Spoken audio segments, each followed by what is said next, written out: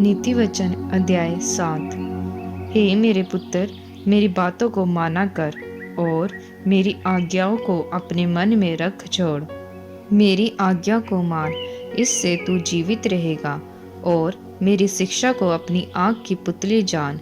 उनको अपनी उंगलियों में बांध और अपने हृदय की पट्टियों पर लिख ले। बुद्धि से कह, तू मेरी बहन है, और समझ को अपनी साथिन बना।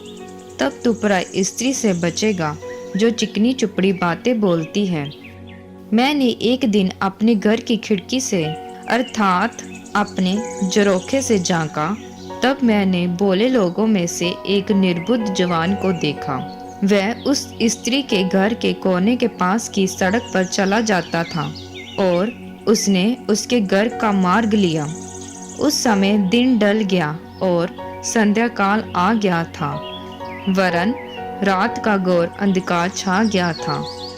और देखो, उससे एक स्त्री मिली जिसका वेश वेश्या का सा था, और वह बड़ी धूर्त थी। वह शांति रहत और चंचल थी और अपने घर में ना ठहरती थी। कभी वह सड़क में, कभी चौक में पाई जाती थी, और एक एक कोने पर वह बाट जोहती थी। तब उसने उस जवान को पकड़कर चूमा और निर्लज्जता की चेष्टा करके उससे कहा, मुझे मेल बलि चढ़ाने थे और मैंने अपनी मन्नतें आज ही पूरी की हैं। इस कारण मैं तुझसे भेंट करने को निकली। मैं तेरे दर्शन की खोजी थी और अभी पाया है। मैंने अपने पलंग के बिछौने पर मिस्र के बेल बूटे वाले कपड़े बिछाए हैं।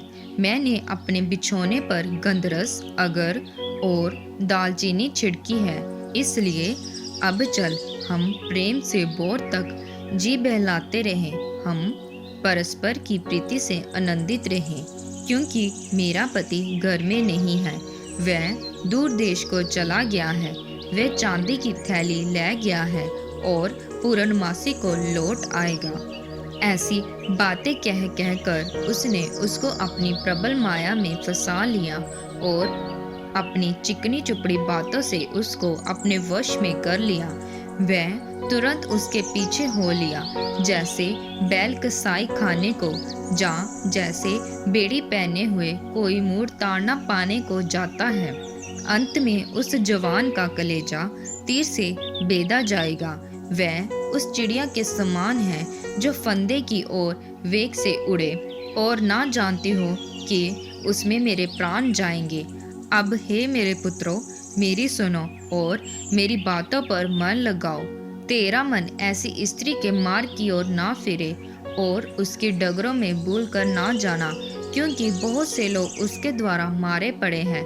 उसके घात किए हुओं की एक बड़ी संख्या होगी। उसका घर अधोलोक का मार्ग है, वह मृत्यु के घर में पहुंचाता है।